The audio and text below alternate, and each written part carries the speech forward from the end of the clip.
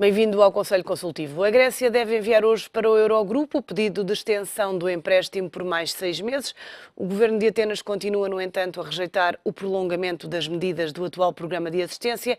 A Grécia tem até amanhã para chegar a um acordo com os parceiros da zona euro.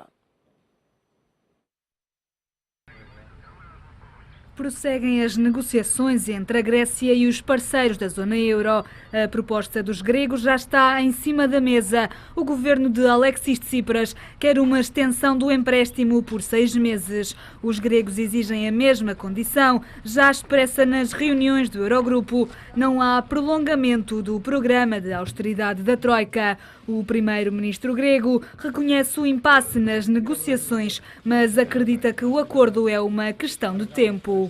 Είμαστε στο μέσο μιας ουσιαστικής και σκληρής διαπραγμάτευσης. Δεν έχει γίνει τίποτα που δεν το περιμέναμε, όλα τα περιμέναμε.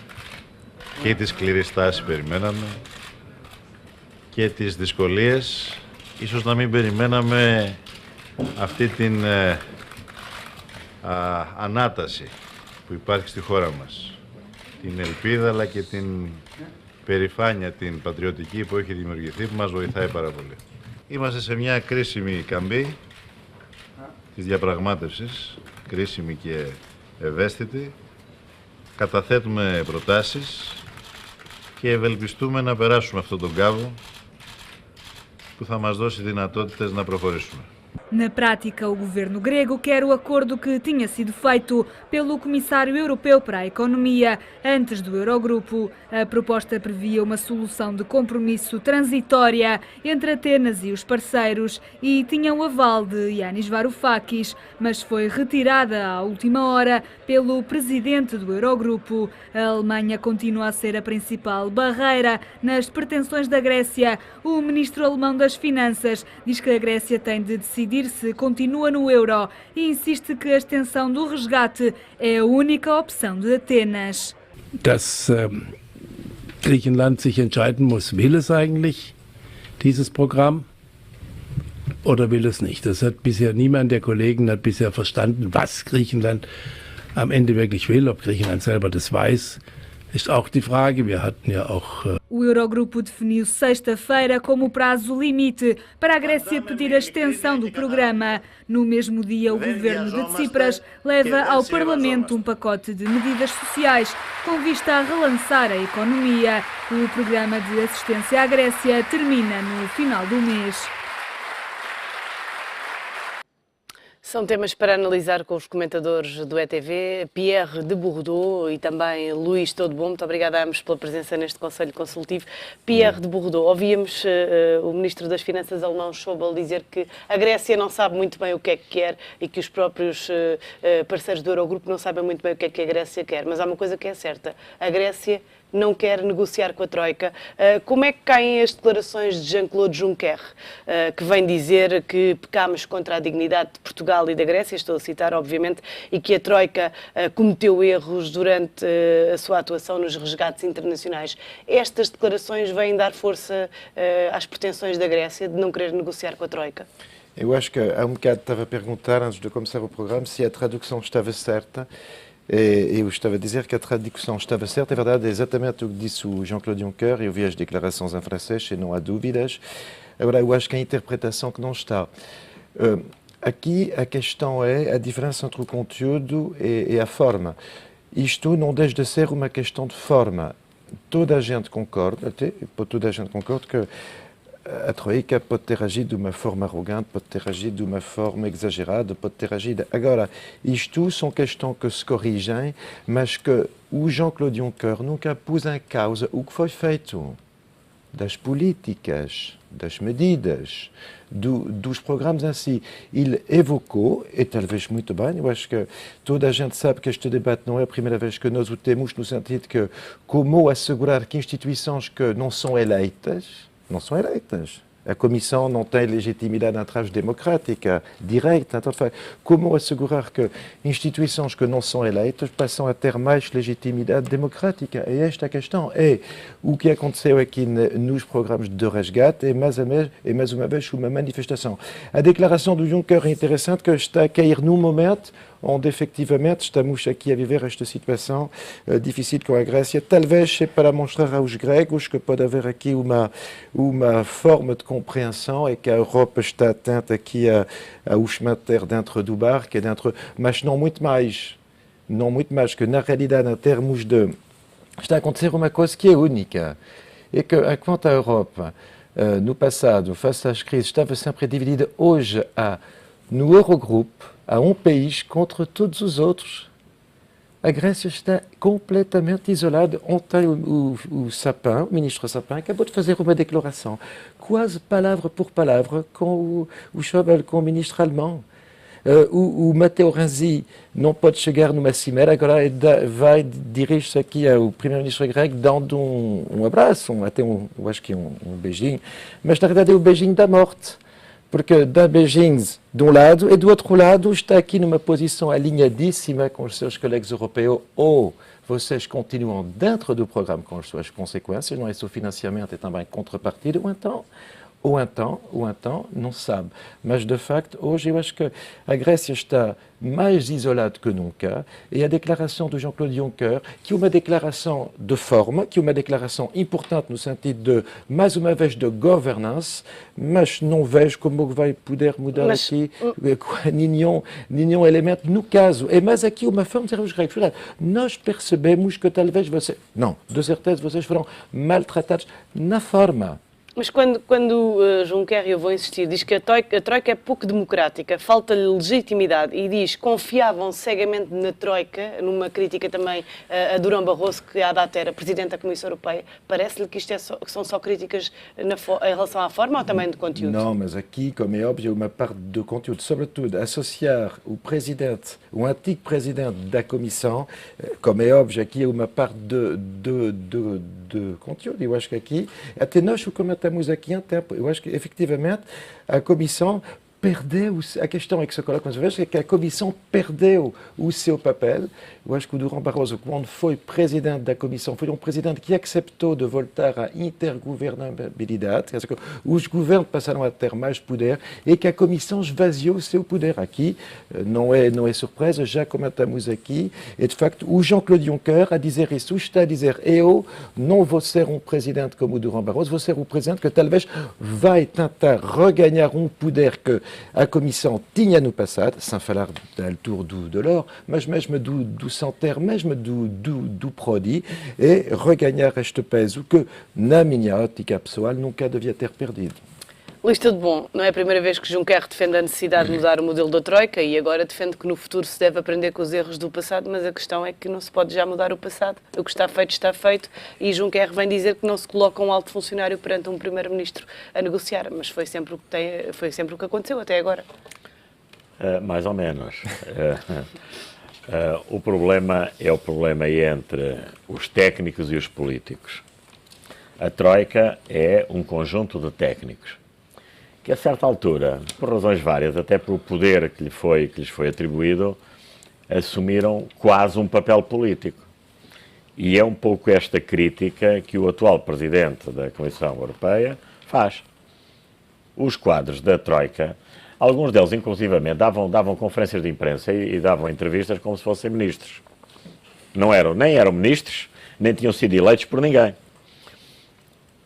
Eu julgo que Portugal, apesar de tudo, se organizou razoavelmente bem para interagir com a Troika, porque criou um gabinete, digamos, de relação técnica com a Troika, presidida por um secretário de Estado, que era o engenheiro Carlos Moedas. Aliás, vai haver um dia onde se perceberá, digamos, a importância e o trabalho e a qualidade do engenheiro Carlos Moedas, enquanto o órgão de interface com a Troika. De qualquer maneira, depois eles iam falar com os ministros todos e tal, com alguma arrogância de facto, e sem essa legitimidade. O que se passa é que, normalmente, quando nós estamos perante um problema que tem aspectos técnicos e aspectos políticos, os técnicos analisam-no, fazem relatórios e fazem propostas, que depois os políticos aprovam ou não, ratificam ou não. E, de facto, aqui não houve esse processo. Portanto, a Troika não só fazia relatórios, como praticamente tomava as decisões. Portanto, na sua opinião, o que a Troika dizia era lei? Praticamente. Porquê? Porque quem estava por trás deles se demitiu dos seus papéis. A Comissão, e nomeadamente, digamos, o Presidente da Comissão, demitiu-se do seu papel, o próprio Banco Central Europeu acompanhava mal, e o próprio Eurogrupo também se demitiu da sua função. Portanto, isto acaba por ser uma autocrítica. Mas repara uma coisa, mas ninguém faz tudo perfeito, só não faz erros que não faz nada. Portanto, e eu acho bem que se aprenda com isso. Eu acho bem que se aprenda. Agora, e há aqui um problema que foi sempre patente em todo este processo de ajustamento, na minha opinião, e que é o seguinte: o problema do ajustamento, digamos, das contas públicas e digamos, torná-las saudáveis e melhorar um conjunto de variáveis macroeconómicas é indiscutível para permitir o crescimento. Simplesmente, o problema é que este processo devia ter sido acompanhado, na minha opinião, devia ter sido acompanhado com algum conjunto de ações que permitissem simultaneamente iniciar o crescimento mais cedo. E isso era uma decisão política da Comissão. Porque vamos lá ver, um país que está exaurido de meios financeiros não tem nenhuma capacidade de iniciar o crescimento sem ter um apoio direto para esse crescimento. Aliás, quando o Presidente da República afirmou, e bem, que Portugal deve ter imensa atenção aos fundos estruturais, porque é a sua última grande oportunidade para criar, digamos, um aparelho produtivo, para criar, digamos, um modelo de crescimento que o permita torná-lo sustentável no futuro, ele está a dizer exatamente o que eu penso e que muitos de nós pensamos. A pergunta é, e não seria sido possível antecipar uma intervenção mais robusta da União Europeia nesta área do crescimento antes, nomeadamente para os países em intervenção? Esta era a decisão política a seguir, digamos, ao equilíbrio das contas públicas, e que não foi feito. E, portanto, se todos nós aprendermos com os erros, só nos faz bem.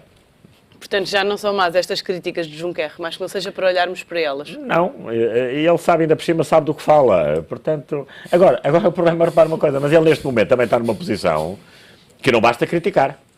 Ele agora é o Presidente da Comissão Europeia. Portanto, o que nós estamos à espera, todos, é que a Comissão Europeia agora tenha um papel ativo, claro e determinante, digamos, no apoio aos países que estiveram sob resgate, para lhes permitir lançar o crescimento mais cedo. Vamos ver se ele faz isso. Vamos ver se Juncker tem agora esse papel. Vamos ver. Mas, de facto, o Luís tem toda a razão. É que o Juncker fez este comentário. Mas eu estava à espera também que ele dissesse então. Porque, de facto, se ele quiser recuperar esta legitimidade, este peso, falta-o então. De facto, ele não pode deixar este então à senhora Merkel, ao François Hollande, ao Matteo Renzi, ao David Cameron. Tem que ser ele também a dar o tom, a dar a nota e a dizer, como Presidente da Comissão, o que é que vai fazer para... Sobre a Grécia e sobre o início da nossa conversa, pegando novamente nas declarações de Schäuble, que diz que a Grécia não sabe muito bem o que é que quer, agora a Grécia adiou para hoje a apresentação de um pedido de extensão do empréstimo. Será por aqui o caminho, na sua opinião? A Comissão Europeia diz que está à espera de ver por escrito as condições deste pedido. Parece-lhe que pode ser a solução que agrada a ambos os lados? Pode ser, mas comentando aqui esta questão, eu acho que estamos aqui a assistir a um filme com uma estratégia de cada lado muito perigosa, para mim. E um dos elementos desta estratégia perigosa é que talvez a Grécia não sabe o que quer, ou não sabe o que quer, mas não sabe muito bem como chegar lá. E esta estratégia perigosa, onde existe um desalinhamento já entre o Primeiro-Ministro e o Ministro das Finanças, o Ministro das Finanças, o tal original, mesmo assim, o Varoufakis está mais alinhado com o Eurogrupo do que parece. Ele já propôs uma vez um acordo que o Primeiro-Ministro recusou. Okay? E então, isto é um dado. Agora, esta altíssima irritação que está criada em Bruxelas De facto, nós temos, isto é mais uma vez um indicador desta declaração do Schäuble, desta irritação, mas a declaração do Sapin também é um sinal de irritação. E a partir daí, eu acho que estamos talvez num momento onde podemos imaginar o impensável, que é um Brexit, quer dizer, que uma saída que eu acho que ninguém quer, que eu não quero, mas que pode acontecer que haja uma saída da Grécia do euro. Que, de facto, a estratégia é tão perigosa que, infelizmente, ela pode chegar aqui a um momento completamente inconsequente, mas que, para mim, o impensável talvez possa acontecer. Luís, parece-lhe que sim, que esta saída se coloca cada vez mais em cima da mesa? Eu espero que tu vais dizer o contrário e que eu estou errado. Não, repara uma coisa, o problema da Grécia, primeiro, o Ministro das Finanças é um académico, professor de Teoria dos Jogos, que dá aulas na Universidade de Austin, no Texas. E não tem nada a perder quando correr mal, porque vai correr mal.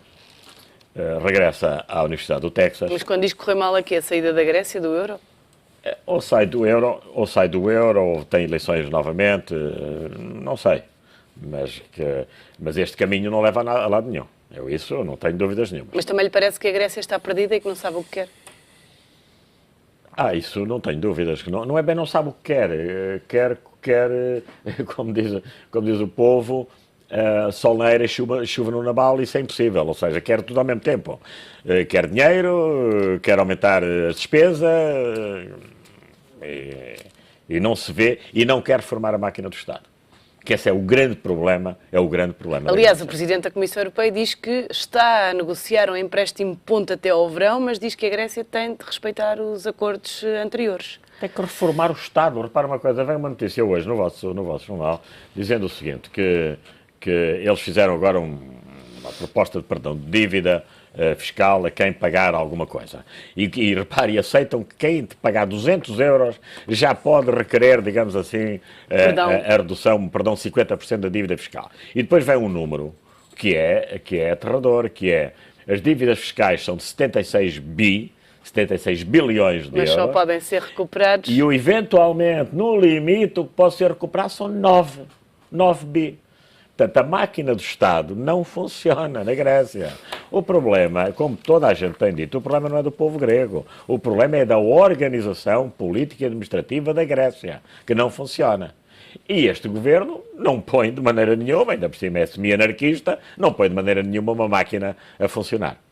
Agora, o ministro grego, o ministro das Finanças, que vai ter, obviamente, apesar de tudo, vai ter um choque intelectual com o primeiro-ministro, porque há um risco que ele não pode correr. Vamos lá ver, um professor universitário de uma universidade americana, há um risco que não pode correr, que é o risco intelectual.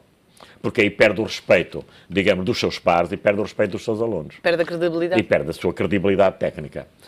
Não perdendo isso, o máximo que lhe pode acontecer, um dia admite-se e volta para os Estados Unidos e conta umas histórias aos seus alunos. Eu conheço casos aos quilos, digamos, de universitários que têm uma passagem breve pela política e que utilizam isso depois para contarem histórias aos seus alunos e tornarem-se professores mais interessantes, porque contam uma história. E é assim que eu vejo, digamos, o ministro grego das Finanças.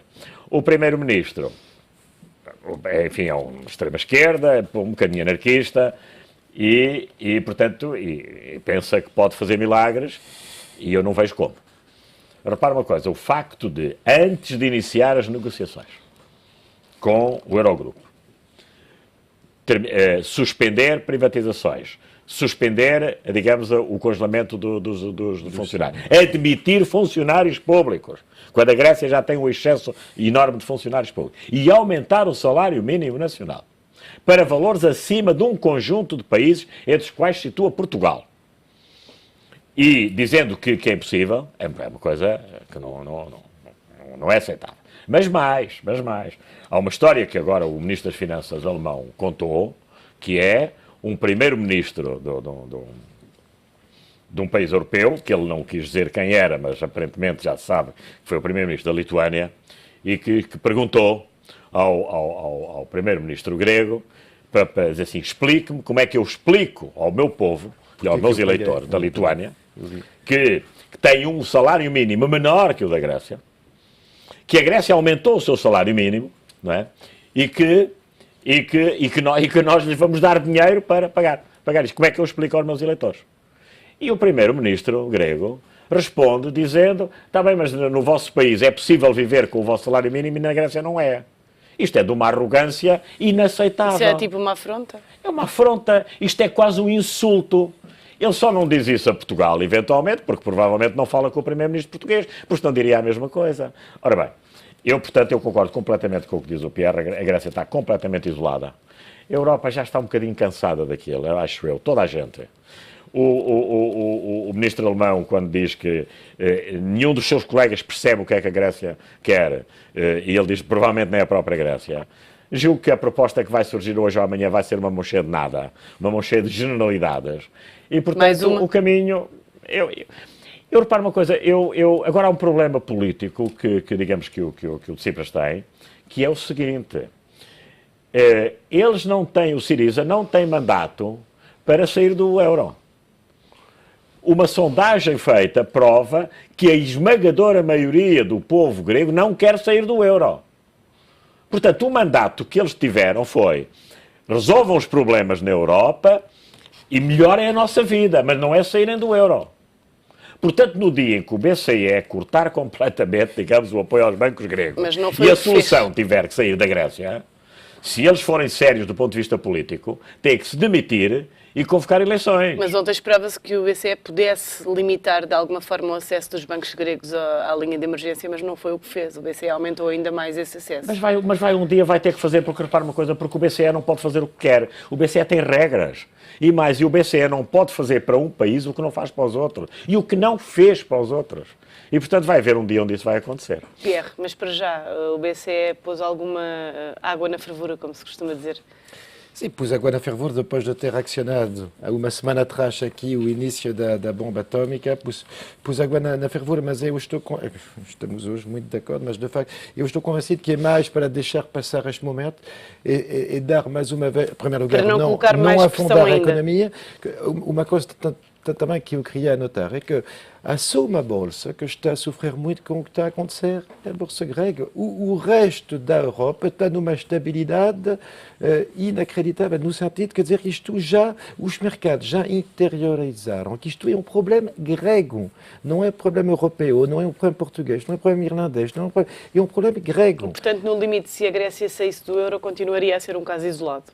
Na minha perspectiva, o que torna viável, infelizmente, uma saída da Grécia do euro é que, quando nós estávamos a falar de uma saída do euro, estavam 3 países intervencionados, estávamos uma crise de definição de modelo para salvar estes mesmos países, estávamos aqui num momento onde as taxas estavam a subir em muitos países, nomeadamente, nomeadamente a França, a Itália. Bom, hoje o momento é completamente diferente. O momento é completamente diferente. Há uma Europa estável com as suas ferramentas, com o Banco Central Europeu a agir como precisa de agir na criação de liquidez. Não gosto da palavra, não é para o povo grego, como é óbvio, mas com uma verruga. Desta situação toda, cria aqui uma verruga, que não está relacionada com o povo, evidentemente. De facto, a verruga talvez até pode cair sozinha. Vamos olhar ainda para a OPA do CaixaBank, para o BPI. Luís, era previsível esta OPA, na sua opinião? Era previsível, vamos lá ver. Vamos lá ver, ninguém adivinhava, mas era previsível. A CaixaBank tem já 44% do BPI e, portanto, queira ter a totalidade do banco, faz todo sentido. E ainda por cima, tanto quanto se percebe, para permitir que o BPI eventualmente venha a comprar o novo banco. E reparem, é curioso, que é o CaixaBank pode fazer o pleno, que é, de repente fica com uma posição fantástica, digamos, uma posição maioritária no sistema financeiro português, sem ter nenhum problema com a autoridade da concorrência. Porque não há remédios, não há nada. Repare, eles agora fazem uma OPA sobre o BPI, ficam com 100% do BPI, o BPI compra um novo banco, é um ativo que está à venda, e ficam com 100% do BPI, 100% do novo banco, sem que a Autoridade da Concorrência tenha que se pronunciar, que é uma coisa espantosa. Bom, por outro lado, há aqui um aspecto que eu tenho ouvido alguns comentários sobre o desinteresse dos espanhóis em relação ao BFA, que é, portanto, a Angola, em que o BPI tem 50%. E sabe uma coisa, é porque há uma ideia de que a Espanha, em geral, está pouco interessada em Angola. As empresas espanholas, de facto, têm uma presença reduzida em Angola. Mas, se quer a minha opinião, uma das razões é porque não há nenhum banco espanhol realmente implantado em Angola. Porque mesmo o Santander Tota fez uma aliança com a Caixa, fez um Caixa Tota que nunca arrancou, portanto, e praticamente não existe no mercado angolano. E os espanhóis, normalmente, as empresas espanholas, quando avançam para um novo mercado, gostam de ter o suporte de um banco espanhol. E eu, portanto, não tenho a certeza que o CaixaBank não esteja interessado em manter, digamos, os 50% no BFA. Vai ter que negociar, obviamente, com a Engenharia Isabel dos Santos, mas sabe uma coisa, mas isto eu considero que é uma operação muito inteligente, muito interessante e, na minha opinião, vai ter sucesso, porque eles, de facto apresentam um prémio muito, muito simpático. Pierre, peço-lhe que seja muito breve uma nota em relação a esta OPA.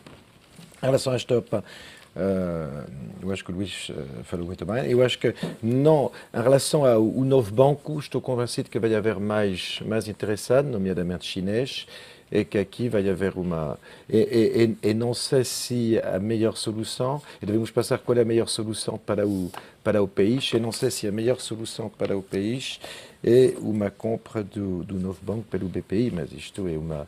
Eu acho que seria mais para mim, dinheiro que vinha de fora seria um ponto importante, e vamos ver.